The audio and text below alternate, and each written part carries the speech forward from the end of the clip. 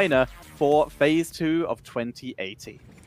I think the whole theme of, two behemoths clashing into one another, it's very fitting because that's what those two teams are right now. As you said, wonderfully pointed out, with a 100% undefeated record on this battleground, one of them is going to get shattered while the other remains intact. Who's it going to be, man? This is now match point. This is the best possible outcome that we could have hoped for, ladies and gentlemen. The one BTG. Who's going to BlizzCon as China's seed numero uno? And who is going to become champions of China at the same time? We're about to find out. With the Genji being removed, as is Hanzo, I can see why. They kind of just wrecked with it last game with that final Dragon Arrow. And also they know that Kieshi has also beaten them with it before, so it makes sense to just remove that from the equation. Yeah, no love to the Shimada brothers up to this point. Can't really blame anyone for it. Genji is just a powerhouse as is, and Hanzo, I think it's probably his best battleground, so take it away. Both teams also have stellar Hanzo players. Keshi, you mentioned, and Dancing on the other side for BTG.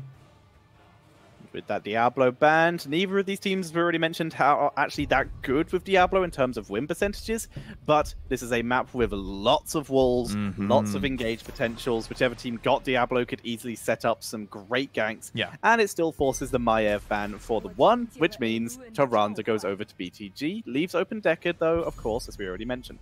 Easy peasy choice here for Beyond the Game. Not only was Tyrande pretty okay on BOE before her rework. I mean, we still didn't see her in pro play too much, but she was always solid on BOE because of her Hunter's Mark, and the zoning, the vision she provides. But now she's even better. She still has that Hunter's Mark available to boost her allies' damage when pouncing on that Immortal. So there's no reason not to pick her first, really. Reyna and a Nubarak coming in here with Diablo God, and Nubarak raises in priority just due to the fact that he is so effective. Yrel has finally been given to Loktar. Was this a mistake by the one? And they've even given over the Li Ming again. Look at Loktar on the bottom left here. He's been all smiles here, and the team was very happy visually as to how that draft went. I mean, they were basically comfort picks all around. Loktar is finally back on his most successful hero. We finally see Li Ming again as well. LK, once again, in my personal opinion, the absolute champion MVP of that last game. Certainly feels very comfortable on her. Now, what can the one respond with here? Reyna's pretty solid. Exterminator, strong PvE damage, probably the second best Immortal Melter, if you want to call it like that, after Hanzo. With, like you said, Reyna already on the board. Greymane also is quite high up there, and I think we might actually see him, considering the sheer amount of assassins we're seeing removed so far. Hammer is also still a possibility. Of course, we also need to mention here real quick that Li Ming is going to pop cocoons left, right, and center, so they picked it early before it gets banned away by chance here for the one. Whitemane, I think, did an awesome job last game. Her healing was top-notch, good protection. So, doesn't really come with a big surprise that ZJZ wants to play that again. Super solid. Yep, makes sense. And there with the Cassia as well, something to deal with Tyrande more than anything. Blind her so she can't do damage, which means no cooldown reduction. Yeah, that's an excellent point. Blinds are actually very useful against Tyrande these days. You prevent her from getting the cooldown reduction. Certain talents like Elune's Chosen, for example, will also be shut down. When you activate that and you can't hit, you're not going to heal. And finally, we see an Arthas slipping in for BTG. Arthas, Yrel, Thrall, a heavy front line to try and deal with that Reyna Cassia. And Li Ming going to try and be given the freedom that she needs in that backline. It's a risk, but it's one that BTG are apparently willing to take. And it's a risk that, well, if we compare that to their previous matches, for starters, fantastic last pick for the one. Percentage damage to just burn through all this is awesome. But BTG, this is their second Arthas of the phase. Their first one they won with 100% win rate over one game. And they're playing it against that man here on your screens, against Huohu, who used to be the Arthas of China for the longest period of time. It was always him who busted it out at some points, even when the other teams refused to play it, because, quite frankly, Arthas is still not top tier. Maybe after the recent balance changes and his increased health pool, for example, that will change. But right now, on the patch they are playing, he's still mediocre at best. Exactly. He's really not been too effective, but this is a pretty decent map for him, when we have seen him on probably the most out of anything. True. So the potential is there. He does have sustain. He does have all sorts of great frontlining when combined with someone like Yarel, who applies more armor to him. The potential's there. We've just yet to see the execution outside of that one game by TheOne previously. Sorry, by BTG previously. All right, Game 5 to become champions of China, and they put all their faith and hopes into the hands of Arthas. He has betrayed other people in the past already. Is he going to betray BTG as well? Or is TheOne going to crumble under the pressure of the Lich King? They do have a couple of heroes, once again, that are susceptible to it, as you said. By the same token, though, Malthael counters Arthas so well. Not just in terms of, percentage damage. Arthas normally can't run away, doesn't have the mobility, but also when he pops the Army of the Dead. That is so many additional targets for Malthael to sap from. That it is. So then, who is going to become the champion of HGC China? Will it be Beyond the Game with their Arthas composition? Or will Hugo's Comfort Malthael take them to victory? Let's find out on Battlefield of Eternity. All right, here we go. Tyrande in the mix for BTG. Can the Priestess of Elune win the game yet again? 619, LLK, Druid, Dancing, and Locktar for BTG. And on the right, it is TheOne with Hugo, Keshi, Meng, ZJZ, and Hehe. Oh my goodness, these teams are not slowing down. They're not even giving us time to introduce them. Already on the way to brawl and skirmish in the bottom lane, it seems. That split screen got very confusing for a while. It really did, as we see Exterminator and the Thunderstroke coming in for the side of TheOne. So they've got race and poke potential, which makes the most sense here. All right, that they do. Exterminator, once again, it's seen a lot more play than before, especially in China, on maps even where we didn't really consider it to be top tier. But simply, the faster rotation speed, the greater wave clear, the boss clearing speed, for example, in maps like Cursed, all that comes into play. Anubarak, though, waiting in the shadows to make his move. Arthas gets stunned, doesn't really seem to care. And Keshi on that Rainer, he was trying to go for the flank here. Now he's starting the mercenary camp for no real reason, because there's no way his team can support him. So a little bit of confusion going on for TheOne right now. Yeah. I think he was trying to snipe individual Kazaras, or at least keep them aggroed or vision on them, so he could see if BTG started to do them. But in this case, neither one really came to pass, as LLK takes some good damage. That Inquisition does slow, so a little bit of extra effectiveness there, but it obviously will not combo with Rainer, as he did not go for ace in the hole.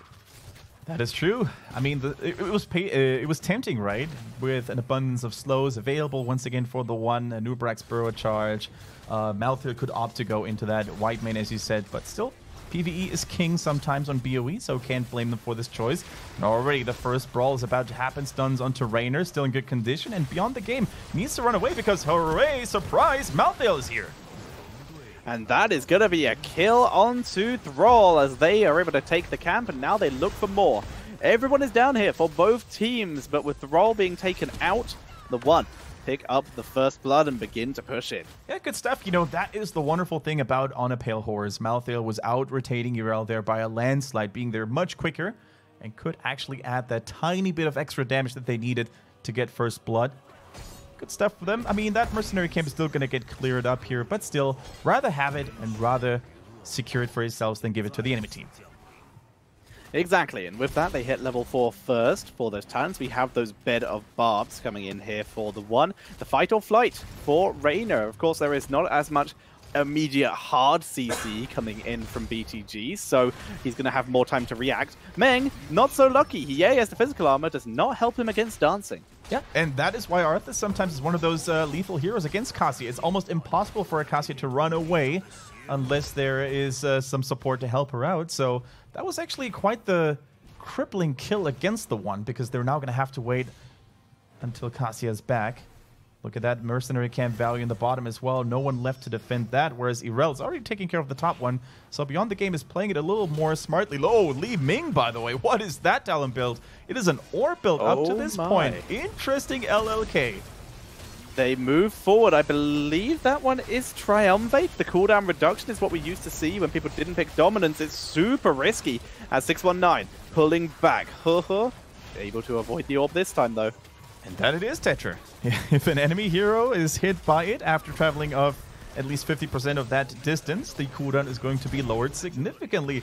A build that is usually the stuff of memes and mockery, but this time around, LLK wants to actually rely on it. Could it be what they need? That cooldown reduction, spamming orbs from range. Nubrak, his beetles will block orbs, so it is an interesting choice here, but punishing him for not taking that Nerubian armor. Yeah, it certainly can be pretty scary, but they need to even get there first. Look at Irel trying to lock someone down. Nubrak, after the stun zones disappeared, it is their time to make a move. Raynor, in complete no man's land, though, in trouble, gets dunked on by Tyrande and Irel. Good stuff, and BTG in full control. Hugo dropping lower, but he is surviving. Loktar having to turn around, has bitten off more than he can chew. The stun goes down, but Loktar unable to escape as it was not able to land. Lunar Flare not giving the escape they had hoped for. And all of a sudden, it is TheOne coming out on top after this fight that looked like a disaster with Raynor dying so quickly. But with that superior clear speed, they actually unlock a Punisher. Sorry, the first Immortal here, sitting at roughly 70% health, maybe even 80. Good stuff coming in for them, and that is the one thing. Like, you focus so much of your attention onto Raynor, you forget about Cassia and Keshi. Sorry, Meng, in that case, in that hero. He's going to make you regret about that. We see the Wolfpack already complete for Thrall, so that's good news, but he still needs to try and keep his team ahead as TheOne.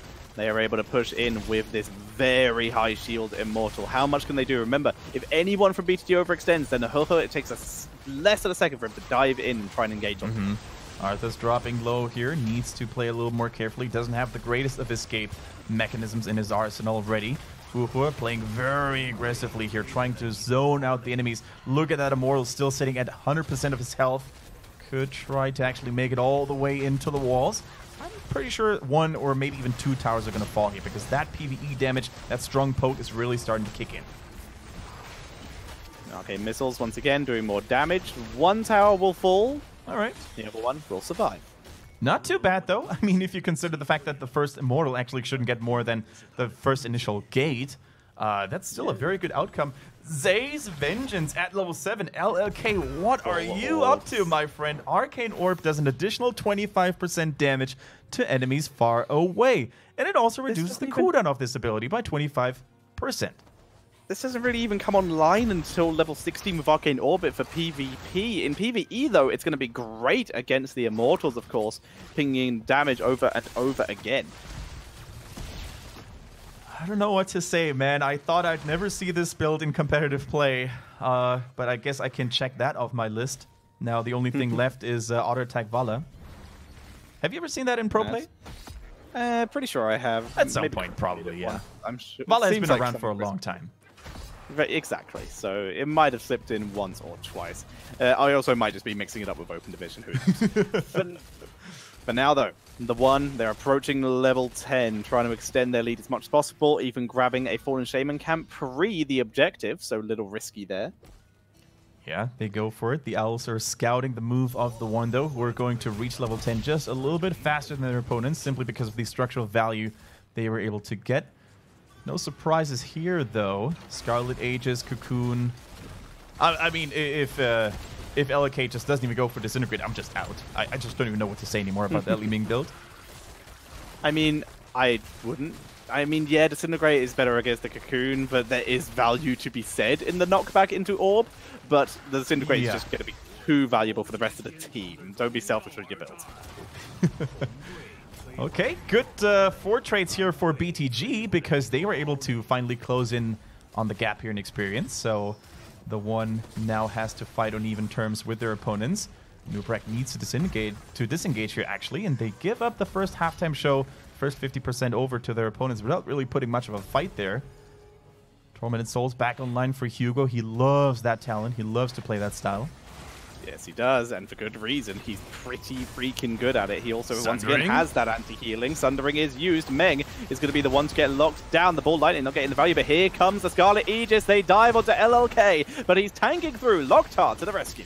Locked to the rescue. Nobody can save Hugo, though, because he is surrounded by fiends and enemies. Only the Hyperion here to maybe help him out in that pinch of a situation here. The halftime show will go over in favor of BTG.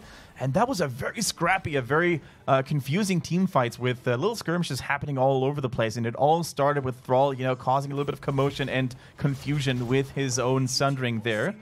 So, yeah, actually not really too one-sided of an Immortal race here. The one was actually to fight back pretty okay.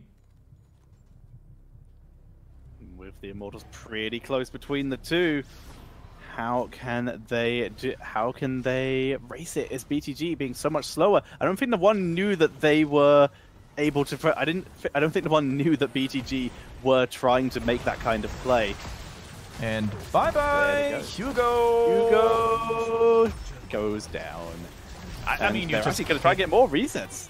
Yeah, I mean, resets are going to happen for Li Ming, that's for sure, but he just can't get caught out of that position by, you know, just like that. When the Immortal is on the line, when there's no reason to be aggressive like that as well, and the one shouldn't even be there. Like, after using Malthael without really getting any counter kills, without really getting any counter damage, they should have just disengaged and prepared for the defense here. But as it is, they lose one more member, they lose Whitemane. Now, without any healing left, there's certainly nothing to be done about that one.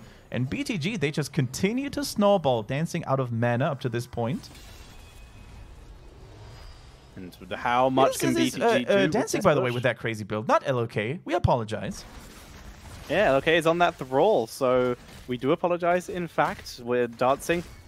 He would disintegrate, so we are happy with that full orb build. We are more confused, but how well can they do? BTG continues to move in, pushing with this Immortal. It's got over half a shield, but it's already getting burned down so fast. Yeah, Raynor's PvE damage really helps out here with that Executioner. But still, that probably nice cleanse by ZJZ, man. Keeping Raynor in a safe distance here. Not really sure if we can say the same thing about Anubrek. Gets slowed, gets rooted. Cocoon comes out, and a desperation hold for the one. Big Aegis, though. Can they strike back this time? The Tormented Souls, they're trying to wade through. Locktar leaps away, applies the armor. That's all up to Huhu. Root does not land. Double stun for Huhu. He immediately gets turned on Sundering, and bye! Gets completely removed. And this is one of those dangerous moments in which the orb build from Li Ming could really kick in. Another reset, but Li Ming, unfortunately for them, out of mana. Should have enough for one orb, though. Cassia tanks it with her face. No way left for her to go and run away. That is a triple kill. Clean. Very well done by BTG. Very well done indeed. They wade into top lane. They have a single minion, another minion wave arriving, but there's too much damage on the side of the one to risk diving this. Yeah, they're also running out of mana. Look at 619 and dancing. They have no juice left in them. They need to run away. Without their mana, they can't really do anything. So they steal away that mercenary camp on the fly, because why not? I mean, it's certainly the best amount of value they could have gotten out of this. Now, this is an interesting one for the, by the way, guys. Glass Cannon coming in at level 13 for Li Ming. Just in case you're not familiar with that icon, with that logo, it has a slightly different design here because of certain cultural preferences in China, not showing skulls and human bones and something like that. Indeed, which is, yeah, it is a cultural thing in the end, as we see the Khazars being focused down to take more pressure off the one, as that keep is alive, and that's what's important here. Both teams with both forts down, but the 1 and a bit level lead for BTG means that they are still in control. Okay, pretty big wave that Hugo definitely needs to soak there. Experience-wise, they're okay. You know, they have closed the gap a little bit. 13 talents are available for the one, but that camp certainly would have inflicted a little bit of damage there. The Owl scouts exactly where the one is currently moving at. And look at BTG. They smell a little bit of an opportunity to push top lane. It was already weakened before. Remember that Immortal push happening in exactly that lane. They take down that one remaining tower. There we go. And, you know, all these little moves, all these little steps could make for a big difference in the end. Cassia having no need for the extra slows to empower Reyna, instead goes for the Thunder God's Vigor, getting that cooldown reduction for her Lightning Fury, so potentially more damage output there, if she's able to keep landing it. As we see the Locktar diving onto the point, once again applying armor onto 619. Hugo doesn't care, but isn't able to land the curtain. All right, here we go. Keshi trying to posture up a little bit, delivering a couple of auto attacks here, but Arthur's already on the chase, finds Cassia. His Howling Blast quest at level 1, I think, is completed, applying now to everybody in its path, and of course having higher range as well. The healing onto Meng. Also wrapping around from the other side, good arcane missiles coming in from Li Ming, continuously applying pressure. This is all a delay tactic though for BTG, as Yarel continues to soak them towards level 16, so they have the talent advantage, and they can begin to move on to the One's Immortal. The One they were soaking, but they were just buying some time, waiting for the opportunity for to wrap around from behind. Hugo also moving in as well. Having to escape though, he bit off more than he could chew there. Yeah, the hunter became the hunted there. He realized it was not the time to actually go for these flanking maneuvers. BTG was too well aware of it. BTG, speaking of it, they're about to hit level 16 as well. I'm not sure if they should risk a fight before that to happen. They could even send someone into the side lane already, but it is China. They have no time to wait, and they're going for a fight right off the bat. Hugo stays alive. 16 still not available for BTG. They're happy to have a bit of a scuffle, but they would rather avoid anything short of a quick individual blow-up. Locktar maybe a little bit too greedy there. Good Cocoon. Locktar escaping at the end of that. He still has Ardent Defender and did not use it. Very patient. Very patient indeed. Now just send someone into the bottom lane. It's currently getting pushed in. That could be the 16 soak they really need to. I mean, eventually they're going to turn 16 regardless, but it could certainly speed up the process here. 16 so close, yet so far for BTG. How much is the One actually willing to fight into this, realizing that at any given moment they could find themselves in a disadvantageous position? They don't have Hugo with them as well, so it looks like they might just have to give this up as 16 is hit. Hugo finally arrives. Are they actually looking to make a fight into level 16s? They have all their heroics except for Cocoon, so if they were, now would be the time as we see Anubarak having to retreat after taking a fair amount of damage and armor reduction as the Immortal drops lower and lower. Keshi gets rooted. They try and move on to him, but the Arcane Orbit not landing. Sundering is good, and Keshi is taken. He lives. No, the Aegis keeps him alive. The Arcane Orb with the upgraded Orbit takes him out. Meng unable to chase down LLK as well, so they're unable to get the counter kill, and that will be the Immortal for BTG, and Meng is in the wrong neighborhood. He goes down too.